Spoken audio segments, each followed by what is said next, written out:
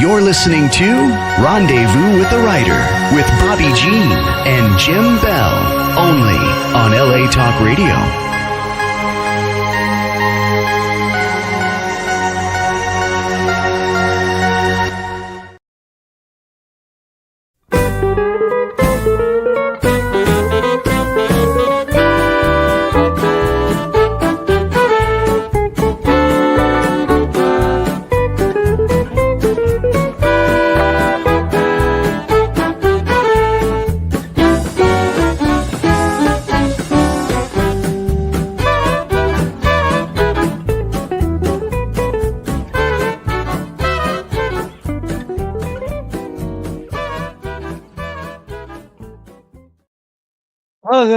Welcome to Rendezvous with the Writer, where readers and writers meet. And Story is is everything. everything. We're your hosts tonight, Jim and Bobbi Bell. And you've just been listening to Hot Texas by the Hot Texas Swing Band, our good friend Alex Dormont and his band down there in Dripping Springs, Texas. And we are delighted that you are joining us, whether you might be watching live right now or you catch this later on Podbean or on Rendezvous with the Writer Facebook page or LA Talk Radio Facebook page or LA Talk Radio YouTube. We are delighted to have you with us tonight. First thing we want to say is a thank you. Thank you. Last week, Tom Swearinger, his interview with Randy. With Randy Palmer last week. We were out of town and Tom took the reins as he always so wonderfully does. And if you're a songwriter or thinking of being one or wondering if you are one and you should pursue it, Randy gave us a lot of great songwriting tips. And that was episode 189, if you go looking for it. And tonight is number 190. 190. And Jim, 190. Who is with us tonight? JJ Harrington. Hey, there he is. Hello, JJ. Hello, folks. Welcome to the show. We're delighted to have you with us. Well, I appreciate it. Thank you very much. You're welcome. And let's go ahead and take a moment and say hello to all our Blue Cottage Agency and Clicks by Madison friends that are probably tuning in right now. Hello, everybody. We're so happy that you're with us tonight. JJ, where are you joining us from? I'm joining you from Stillwater, Minnesota. It's on a historic scenic river dividing Minnesota from Wisconsin. And we look right down on the river. Oh, and has spring sprung there? Is summer already happening where you are? Spring is pretty good right now, but we're going to have 100-degree heat wave next week. Welcome to our world. Well, then I guess the ice is all melted, right? Yeah, no ice fishing going on right now, right? No ice fishing now. Well, let's see. So we know where JJ is tonight. And Jim, where are we broadcasting from tonight? Well, I tell you, it's 1977, and we're at the Boston Gardens for a big ice skating event. There's this young woman figure skater by the name of Angie Parnell. She's going to try to land a triple axel. It's never been done by a woman. I understand she's been on a special diet. She lifts weights. She practiced ballet, all to get ready for this event. I got a feeling that Angie will approach everything in her life with this much gusto. She is a force to be reckoned with. Yes, that Angie Parnell. She is one of the main characters in the book we'll be talking about tonight. Goodbye, not Goodbye Cuba. That's the first book in the series. Goodbye Demons. Goodbye Demons. Oh my goodness. You can see all our post-it notes there, JJ, because we read the book, don't we? Oh boy. Yeah. You got a lot of questions for me. And Angie Parnell, oh my goodness, this is a character that will make your pulse race many different times throughout this book as we followed her. But before we get into more about the book, JJ, let's kind of get to know you a little bit. Would you just share a little bit more about your background that maybe Jim didn't cover? I ain't heard it yet. Jim didn't do the bio yet. Oh, let's not get ahead. All right, hold on.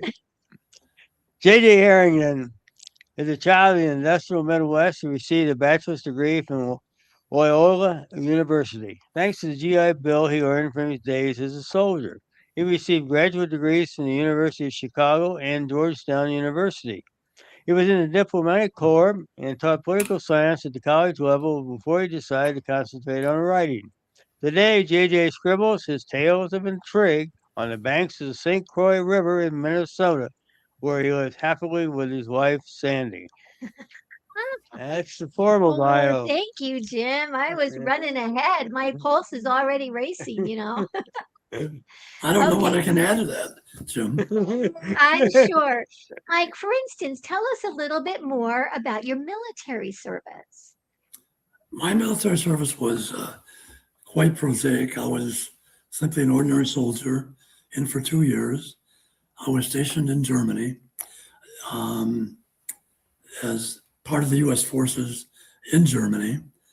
And I didn't have any great leadership positions or policy positions, but it's an unbelievably important element of a person's life.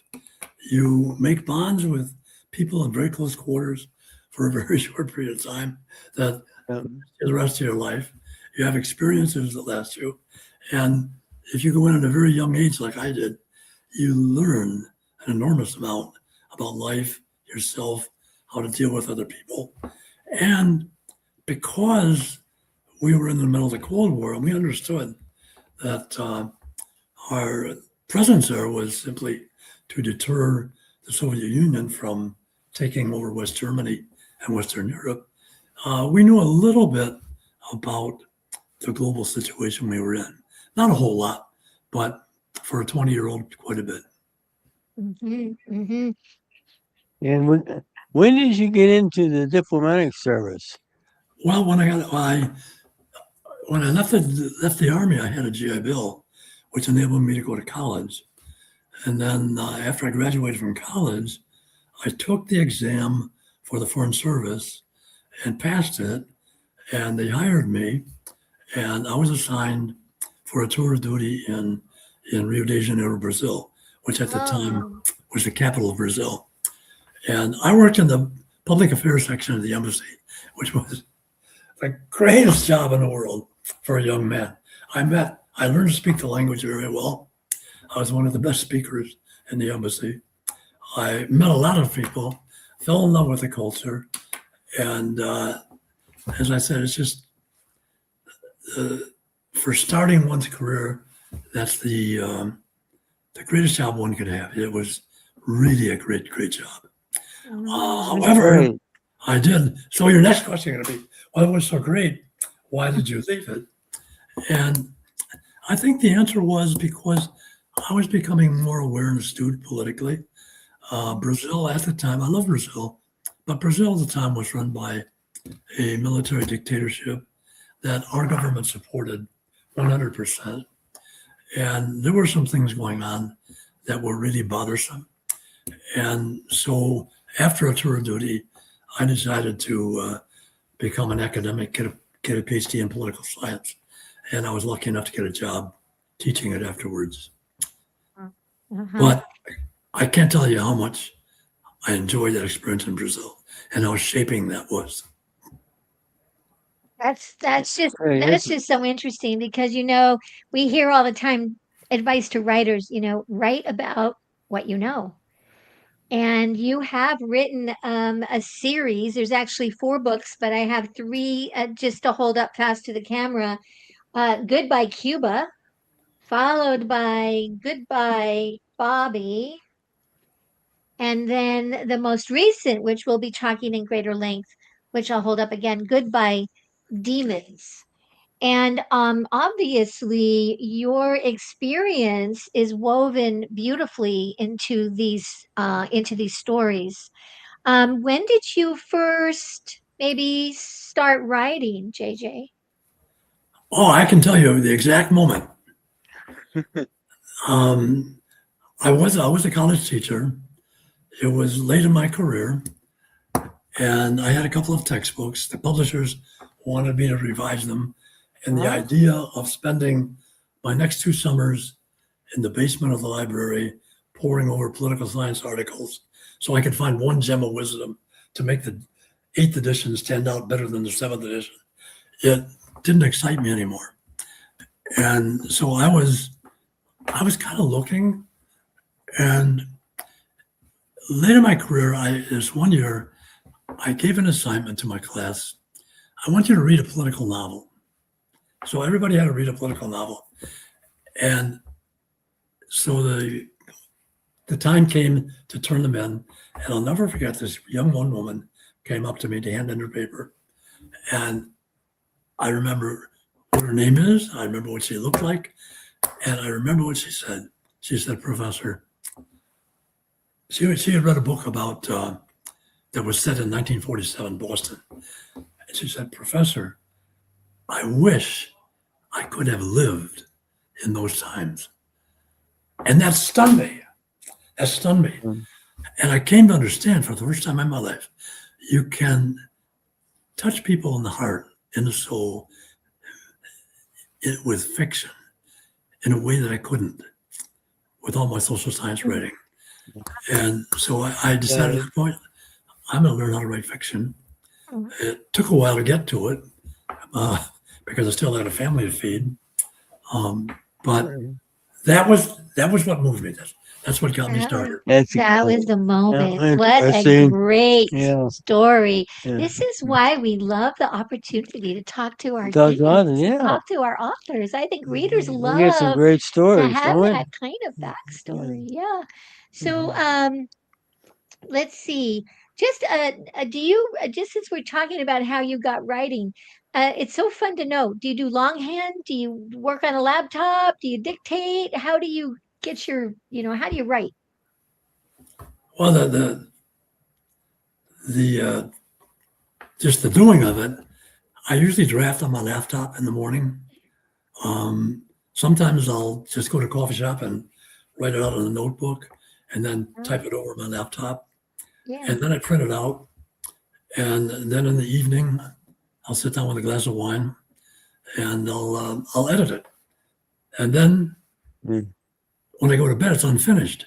Because it's unfinished, I got something to start with the next morning. The next morning. I type up what I edited, add something new, and that's the way that I normally work. That sounds like a really fun day. Yeah, it does. I think maybe we should try our hand at writing. That sounds like a lot more Will fun somebody day. pay us? Oh, it's a very lonely craft because you're spending an enormous amount of time by yourself. So you Oh you my get to goodness. appreciate times like this when you can interact with other people. Sure, of course. So you've written 4 books that are in this series. We just have as I said, the last 3 of them. Did you always know when you had the first idea, book 1, did you know, JJ, this is going to be a series? No. Or okay, so talk about that a No, little I bit. didn't. The Goodbye Cuba.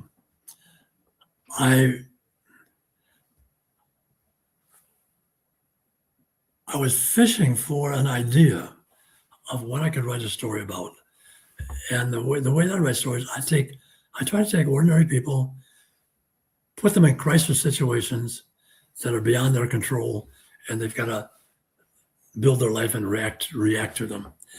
And so I'm asking myself, and most of the vast majority of our literature is so negative that I was looking for something that showed Americans doing something that worked. We've had so many failures in our foreign policy. We had Vietnam. We had the overthrow of the prime minister in Iran in the 50s, which led to the hostage crisis that I read about in Goodbye Demons. And I remember sitting out in the sun in the Chaise Lounge thinking, well, if you go from the Berlin airlift in 1948 to the collapse of the Soviet Union in 1989, what was the one single biggest foreign policy success that we had? And I said, it's got to be the Cuban Missile Crisis. We were on the verge. We were just lucky we did not have a nuclear war with the Soviets. But they negotiated it out. They came to an agreement, they solved it, and they settled it. And so I created this character, Charlie Parnell. He was a lieutenant in the Army. He got co-opted by some rogues in the CIA to run a black ops mission in Cuba. And the story just pickups from there. But when the very day that he lands in Cuba, the U.S. discovers that the Soviet Union has been putting nuclear arms and nuclear missiles in Cuba. And so the story takes off from there. Yeah. Then it was so captivating and engaging that you just had to go on to Goodbye, Bobbi. Well, it takes me a long time to do these. I'm not very fast. That's okay. You don't have to be fast. So again, I'm back on my chaise lounge, sitting on the sun. Now, what am I going to do next? I put Charlie Parnell in Cuba. He's fluent in Spanish. What can I do with him next? What's the next big thing going on? And we had this mammoth war in the 1970s, the Vietnam War. And the most interesting thing, this was titled Goodbye, Bobbi, because Robert F. Kennedy was running for presidency in 1968. And of the two big issues in his campaign, one was he wanted to end the war in Vietnam. He just said that over and over and over again. So the story starts the day that he makes his announcement to run for the presidency, and the story ends the day of his funeral. And in between those 3 months, you got the same character, Charlie Parnell. He's now got this 9-year-old stepdaughter, this Cuban American, and he's got caught up in a scheme.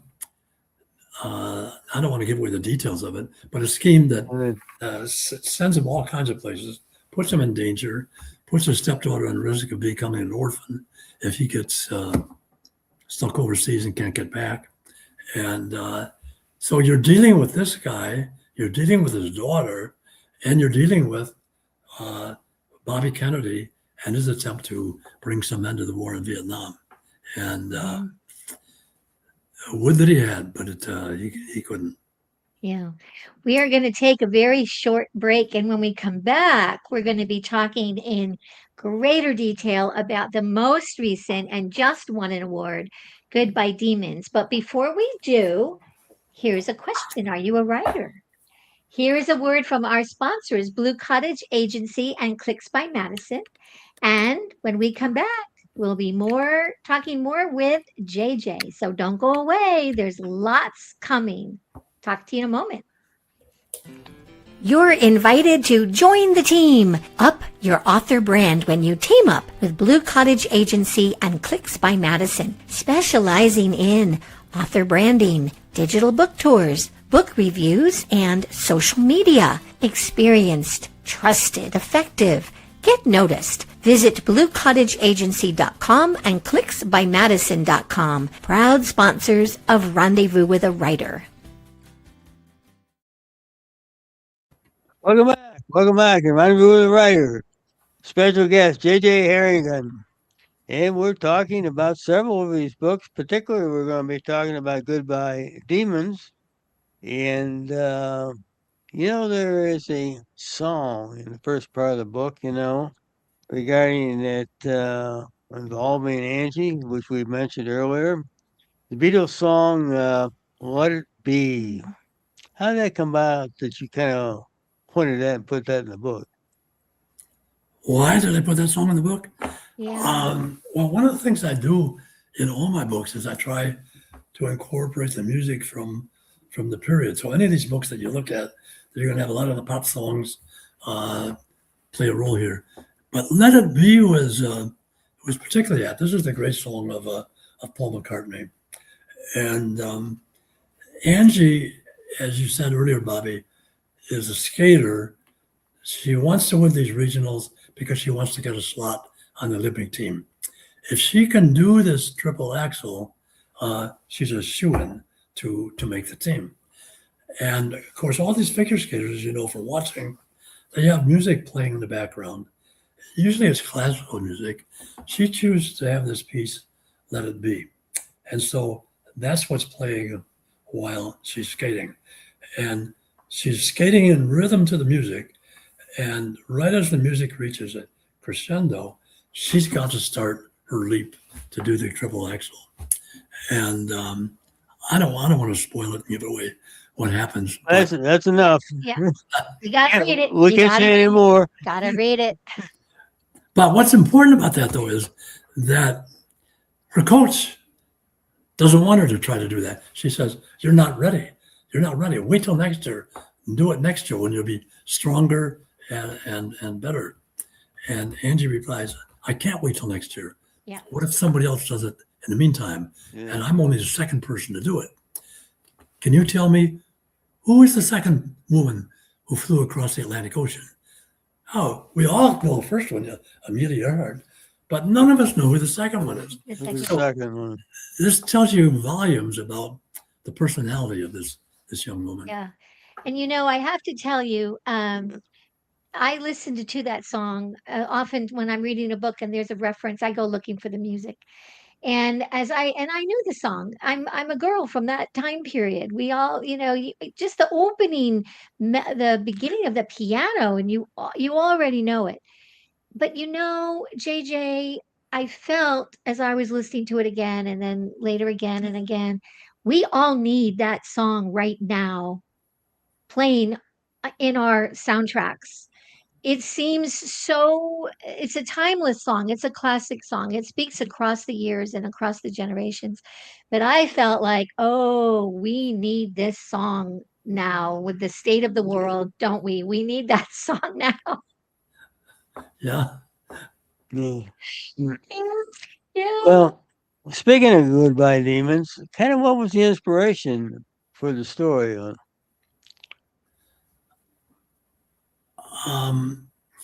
In 1979, when a group of militant university students attacked the U.S. Embassy in Tehran and took over 60 people hostage, when I heard about that, it was like a punch in the gut. Because, and if you'd ever worked in an embassy or you'd ever lived overseas, you can understand why. Because I respected those people, most of them, and to have this happen was just an affront to the ability of countries to conduct negotiations back and forth.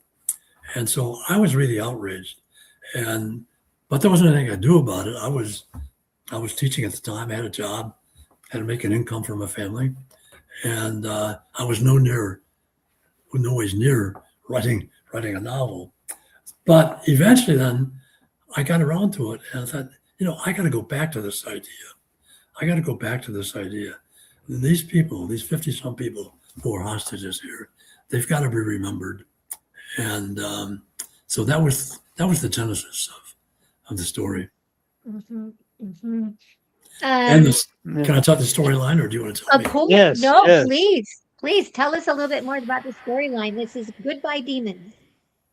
Okay, so the storyline is, again, this young woman, Angie, who she suffers a career-ending injury for her figure skating career, and she joins the Peace Corps, where she meets her soulmate, James Whitcomb, who's a diplomat, and they have a rapport almost from the beginning, and they become very close, and they start becoming lovers, and eventually, when their tours of duty are over, they get married.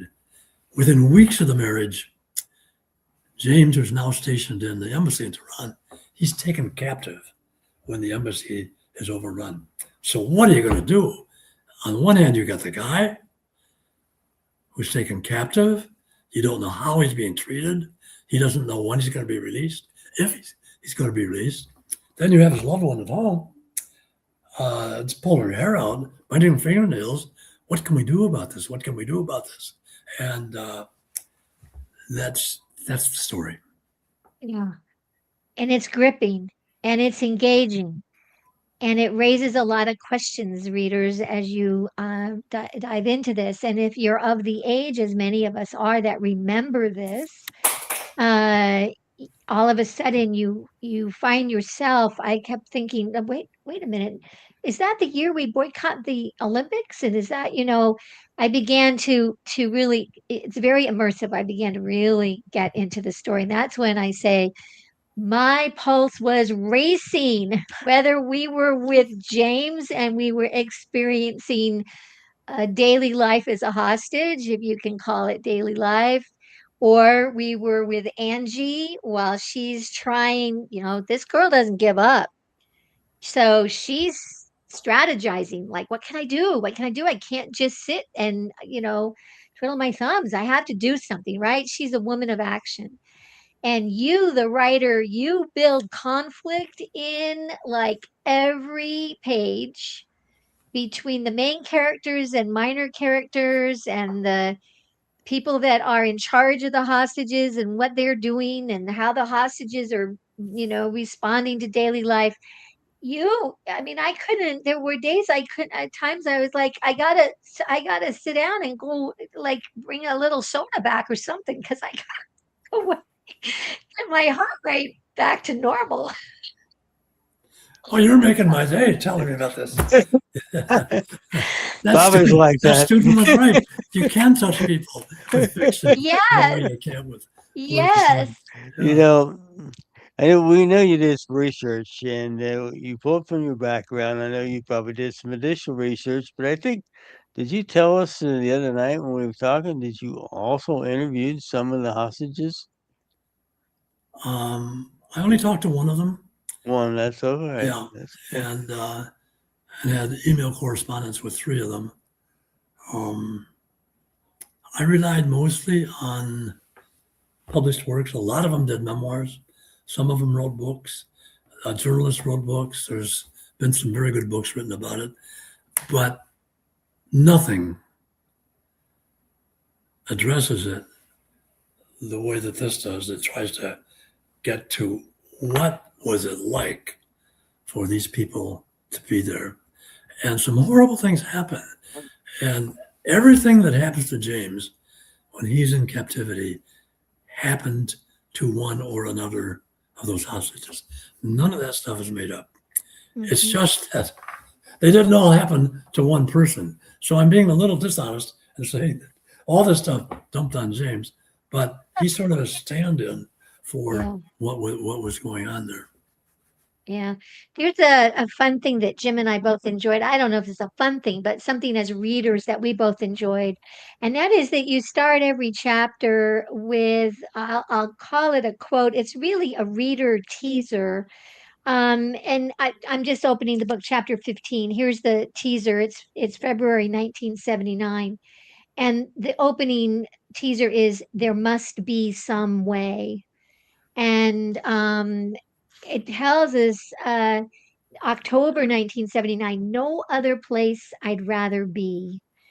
And it's so, you as a reader, you're like, okay, so what's going to happen in this chapter? Chapter 25, January 1980, "You deserve the chance to try." Every one of the chapters, JJ, that you do that to, that you enlighten us a little bit, and I love that. Just like wondering, why is it called, as a reader, why is it called Goodbye Demons? And as I'm reading, I'm always thinking, oh, is this why? Could it be this why? Could it be this? What did you decide? Well, I had some different ideas, and then you helped crystallize it at the end. I felt like, okay, I had that idea. Again, we're not going to tell you, reader, because you need to pick up the book and you need to have a one-on-one experience with it. But I was satisfied with the title and how it fit with the story, and I was satisfied with the ending. Oh, I think, It surprised me a bit, but it also it's also, I think it was a good ending. I think it It- absolutely made sense that it it- ended. Yeah. It wasn't a good. It was a good ending. I just want to mention that we're talking about 1979. We got some people out there listening and watching tonight that weren't even born then. So and I don't know that how much I got covered in any school courses that a lot of folks took. Uh, what was the mood of the country then? What was the what, Jim? The mood of the country then. Well, Oh, how did Americans feel about this? And this this really captivated. This really captivated the country. Um, the There's a newscaster, Ted Koppel, who started a show one night on one of the networks on the hostages, and the readership, not the readership, the viewership was so big, the network gave it a title. The what did they call it? The Ted Koppel show. I can't think of the name of it now. Nightline, called it Nightline. Line. So every night for the next several months, Nightline brought you up to date on what was happening with the hostage crisis. And they had so many viewers for that, they made Nightline a permanent feature of that network for Wow, 10 or that's so 15 years. interesting. So clearly there was a lot of interest in it. One of the most interesting things was, I don't know if you can remember this, but there was a song about that time that also shows up in the book. Let's go. Tie a yellow ribbon around the old oak tree. Remember that Oh, song? yeah. Yes, Tie a yellow- yes, yes, we do. yes. And so the chief, the chief diplomat at the time, who was also taken hostage, he was holed out in the Iranian Foreign Embassy house. His wife, his name was Bruce Langren. His wife, Penny Langren, they had a house in one of the western suburbs, and she went out and got some reporters to watch her. She tied a yellow ribbon around the oak tree, because the theme of that song was, have that ribbon tied around the tree until I come back home. And so she did that, and Yeah. millions of trees around the country all of a sudden had That's yellow such a ribbons. great- Yellow ribbons. That's Yeah. such a great memory. So yes, Yeah. especially at the beginning, there was an insatiable demand for news and information about what was going on. Now, as it dragged on and dragged on and dragged on, by the time you got to the autumn of 1979, I think 1980, the public was getting to kind of tire of it a little bit. But the answer to your question is, there was enormous interest in it. Yeah. Yeah. Well, and you have some scenes where the hostages are speaking together, and they're wondering, what is the country? Do you think the country, because they don't know. They get glimpses of newspapers and things. But there's a wonderful scene with what is that, a Doonesbury cartoon? Oh, yeah. Was that That's almost, that little, Yeah, that was the only way they got any information. yeah. Was from a comic strip. From a comic strip, you write that scene. It was Yeah. wonderful. Yeah, That we will was, say more about it. That was based on an actual incident, and I mean, I embellished it and fabricated it a little bit, but you got these two hostages they didn't get a lot of time to mingle with each other, because the captors pretty much tried to keep them apart. So two of them are together and they're talking, and one of them says, we're totally shut out on any news around the world. I wonder if anybody even remembers us anymore. Right. And this other guy says, oh, we remember. There's this guy in Boston sends us these cartoons, and from the newspapers, and he had a Doonesbury cartoon with an episode about the hostages, and so that scene was based on a true incident. Yeah. Yeah. We JJ, we're gonna step away again for just a moment. I hope you're having as much fun as we are. Are you having fun, JJ? Oh, you guys are great. We're going to tell you about one of the places that you can order the books of many of our author guests, including tonight's guest, J.J. Harrigan. You can find them on our books on our Out West Shop affiliate page on bookshop.org. And if you are watching this live or recorded today and tomorrow through June 26th, 2026, which is tomorrow, you actually Free get shipping? free shipping on our affiliate page at bookshop.org. So take a listen to this ad and more with JJ when we come back. Don't go away. Story is everything. Find a great one on Out West Shop's bookshop. Go to outwestshop.com, find books and CDs on the menu, choose Shop Out West on bookshop.org. Browse through featured authors on Rendezvous with a Writer. Explore curated book lists and our featured picks. Add in note cards, calendars, and jigsaw puzzles. One-stop shopping for great gifts. Use the search box to find thousands more titles. Make the switch. Your purchase supports us as independent booksellers. That's our story. Welcome back. We're talking with J.J. Harrigan, and we're talking a series of books here. We've been talking about Goodbye Demons, but we have a question that covers all three of them. You know, we didn't mention there was the fourth book the first book where you really introduced the characters, and that was Jeep Town Sock Hop. Yeah. We just didn't have a copy of it. Yeah, but the question: how do you keep track of real appearing characters? And how do you handle their aging? How do I keep track of the characters? That's very difficult because the more characters you got, the more difficult it is to keep track of them. And you got to try to make each character a little bit independent, so they don't all speak with the same voice and use the same language, and they're all a little bit different. With the minor characters, the walk-on characters, I guess that isn't too important, but with the main characters, that's very important. And so this book has 350 pages, and you've got quite a bit of a danger when you're on page 214 with what Angie did on page 87. Yeah. And so you got to constantly be going back and forth over that. What I do is, this is going to sound, you're going to say no. An author wouldn't do this. What I do is I put it all on a spreadsheet. I get all my scenes on a spreadsheet, who the major character is, where it is, when it happens, what happens.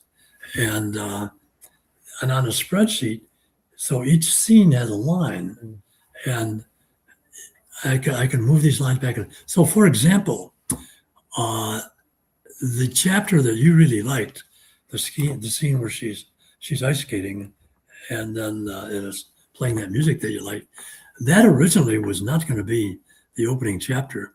It was going to be buried somewhere in the middle. And my editor convinced me, said, no, that's going to be much better if you open with that chapter, because you're introduced to this character. Yeah. And from what you two folks are telling me, my editor was correct. So then I had to take that chapter, move it from where it was back to the beginning, then juggle other things around. And so when I can move these things around on a spreadsheet, I can eyeball it and see where things were. Yeah, it's brilliant. It's still an amazing challenge getting everything straight. Well, and because you're a series writer, at least these books holding together as a series, and you have Charlie Parnell, and we go over years with him. And Angie, when we first meet her, she's a young girl, and we advance her age and such. And so I wonder, how do you make sure that he's got the same hair that he had, or maybe he doesn't have the same hair? He's been going through life.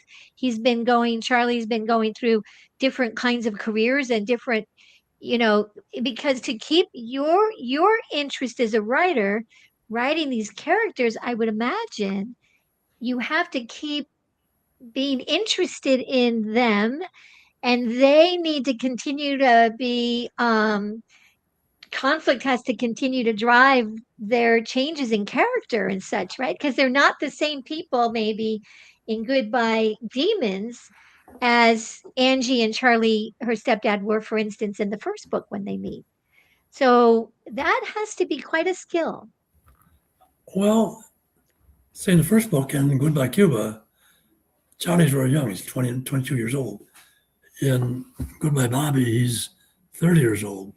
Yeah. By the time Goodbye Demons comes along, he's a mature man.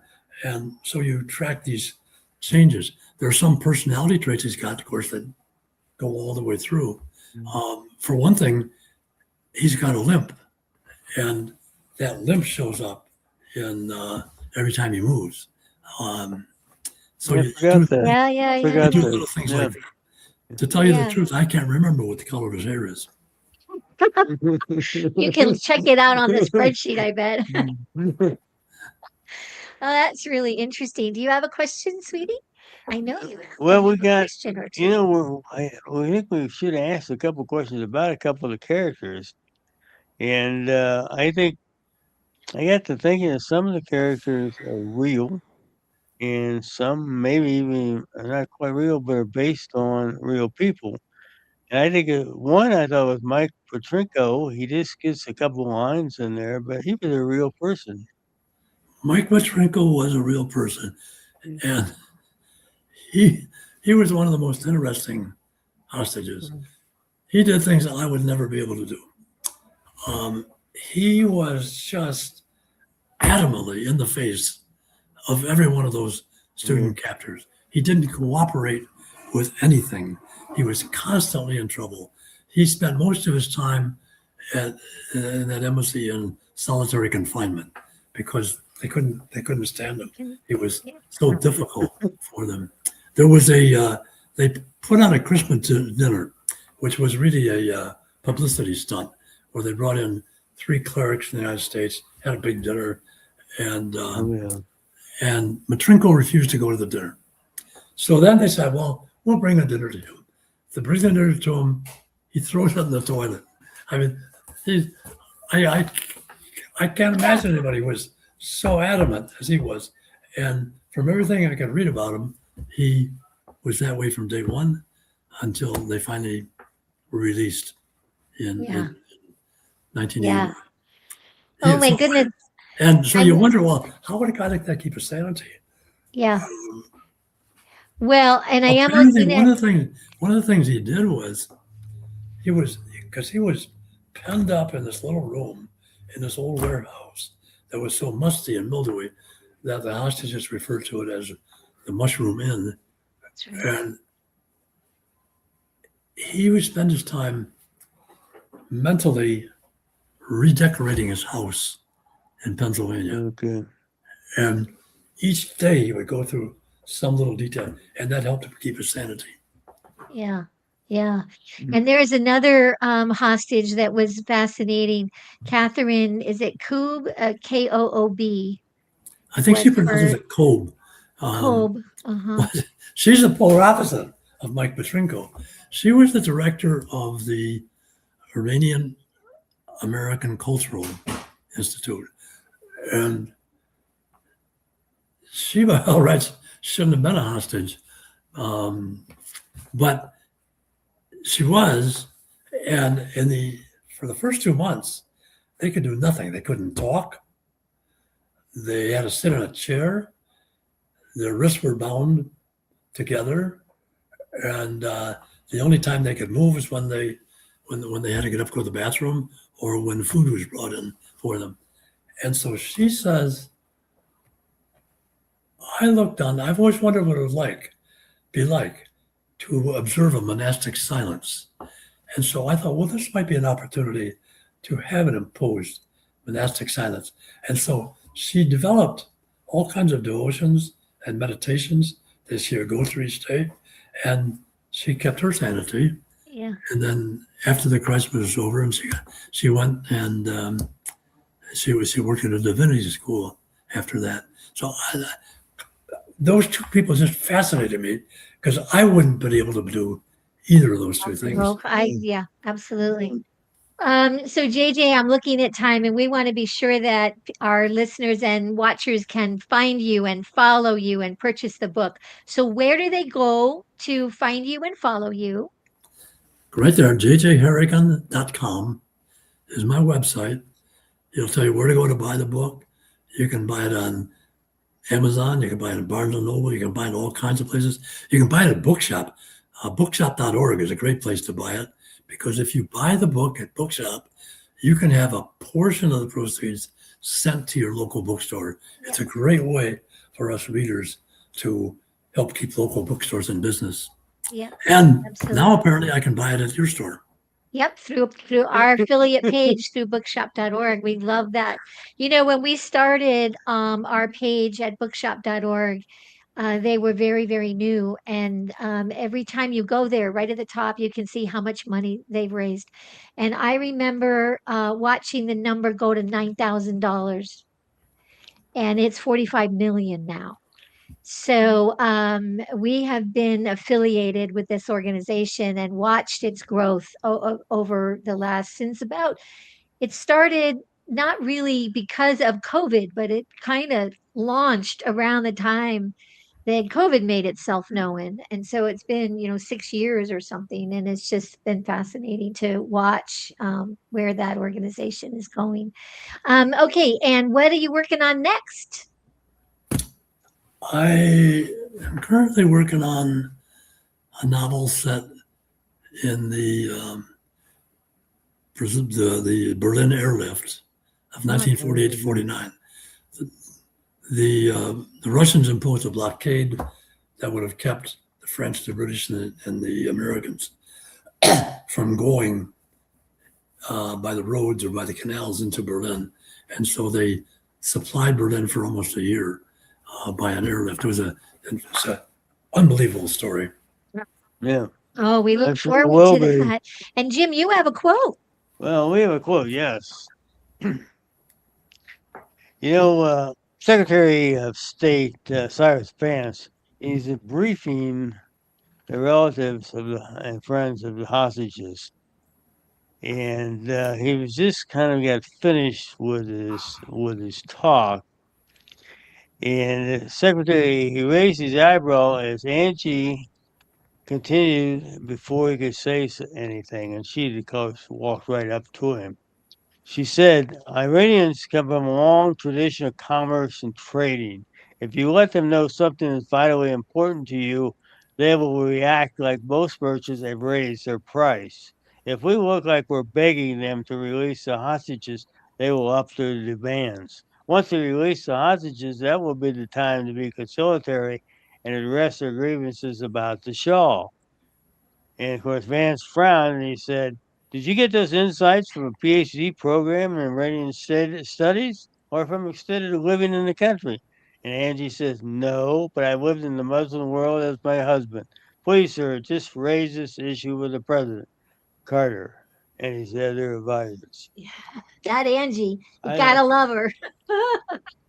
I thought that was the essence of negotiating Yeah, with folks. exactly. Well, we want to thank you all for joining us for episode 190 tonight. Catch the replay in just a few moments on video on the Rendezvous with a Writer and LA Talk Radio Facebook pages. You can also find it on YouTube on LA Talk Radio's page there. Later this evening, it'll be posted up on Podbean for audio. And we want to say a thank you to LA Talk Radio's founder and our engineer, Sam Hassan. We couldn't be doing this without the magic of Sam. Thank you to our sponsors, Blue Cottage Agency and Clicks by Madison. JJ, we love them, don't we? We love them. And we love you too. Thank you very much for having me. And a thank you to Alex Dormont and the Hot Texas Swing Band, and a thank you to you, JJ. And you complete our month of June. You were our final guest for June. And oh my goodness, do we have on the tail of June, we have an amazing July coming up, and I'm just going to go through it really, really quickly. There were 5 guests in July, and the last one of the month, July 30th, will be John Bradshaw returning with his latest book, Elmer Kelton's The Blessing. John's been with us before, and we look forward to having him come back. From Germany, author Alfred Wallen will be with us, and he is a Western fiction best-selling author, and he will talk about the first 3 books of his Kennedy U.S. Marshal series. On the 16th, we have a publisher and an author, 2 guests joining us. Bruce Sibley, who is a publisher and also an author, with his book, The Last Stage, about the final days of Wyatt Earp. And we can't wait to meet Sam F. Park. And Bruce published this book, Wasted. This is a new voice in Western writing, and we are excited. Can you tell we're excited? And then on July 9th, were you like me, a kid who raced home for Dark Shadows? Dark Shadows is celebrating its 60th anniversary, and we will have a house full of guests, including Catherine Lee Scott, John Logan, and a big fan of the show, Henry C. Park. And next week, I know we're running over time, but next week, the first week of the month of July, Cindy Mitchum is going to be with us with this amazing, phenomenal memoir called The Ornery Mitchum Boys, The Adventures of Robert and John Mitchum. And with her, again, film expert and historian Henry C. Park, whose birthday is tomorrow. Happy birthday, Henry. And C. Courtney Joyner, another film historian, and his birthday is today. Those 3 will be with us kicking off July. Thank you for Sam letting us have an extra minute. JJ, thank you for being with us tonight. You have a final comment? As we always say, it's always a great day out west. Keep writing. We'll keep reading. See you next week. Good night. Bye. Thank you, JJ.